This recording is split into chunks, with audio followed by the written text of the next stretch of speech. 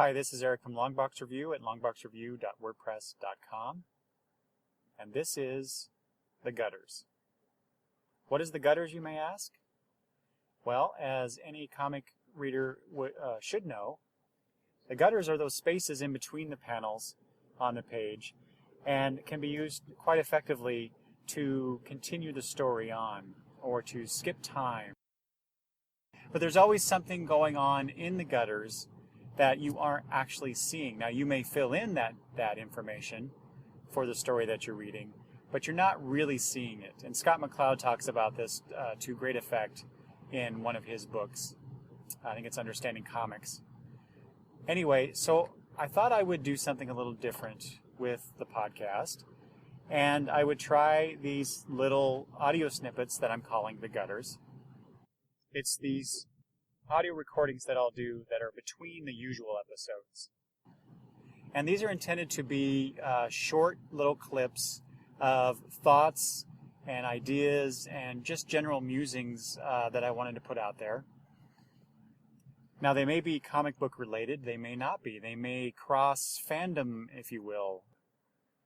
So I'll talk about some other things that I happen to like. Or, it just may be some personal things that I throw out there. And I want to apologize in advance in case the sound isn't that great, because I plan on recording these as I'm driving to work on my iPhone using the microphone headphone set that comes with it. We'll see how that goes. I wanted to thank a few people for kind of inspiring me to do this. First of all is my good friend and usual podcast co-host Travis, who does a video blog at youtube.com/Oddfellowsthoughts, and specifically he does postings, these weekly videos called What the Feud, where he talks about his week in comics, and sometimes he'll throw out little news bits or just observations, kind of like what I plan to do here to some degree. And I really like those, so I'm trying not to copy him outright, but he's inspired me to do this. And also, there's a few other people who are doing either really short personal posts, audio posts.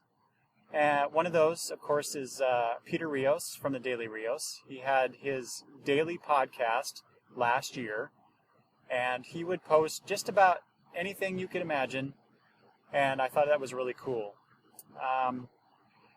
Let's see, there's a couple other people.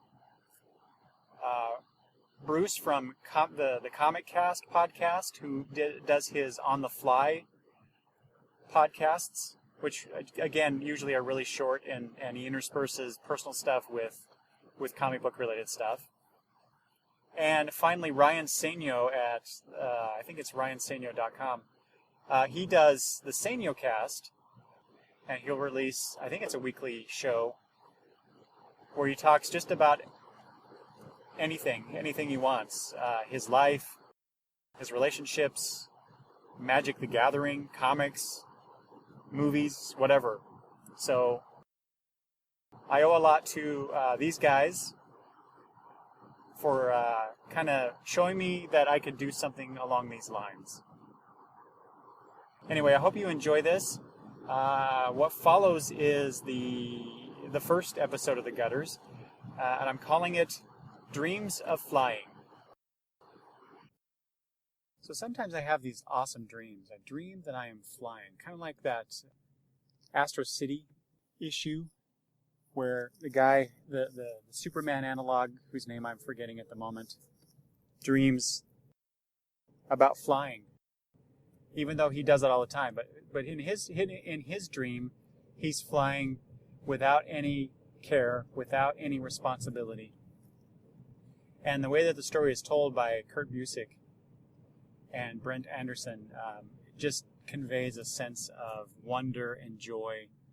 And that's what I feel when I have these dreams. And usually my dreams involve me flying, yes, but usually it's not an easy thing. It's something that I have to concentrate on.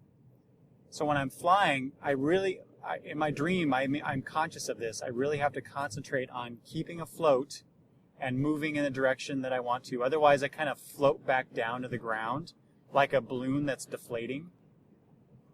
And I'm also unable to fly really high distances. And I don't know if that's just a subconscious thing because I don't particularly care for heights. But yeah, I'm only about maybe 6 or 8 feet off the ground at any one time. But when I have these dreams and then I wake up, I experience that sense of joy, pure happiness. And I covet those dreams.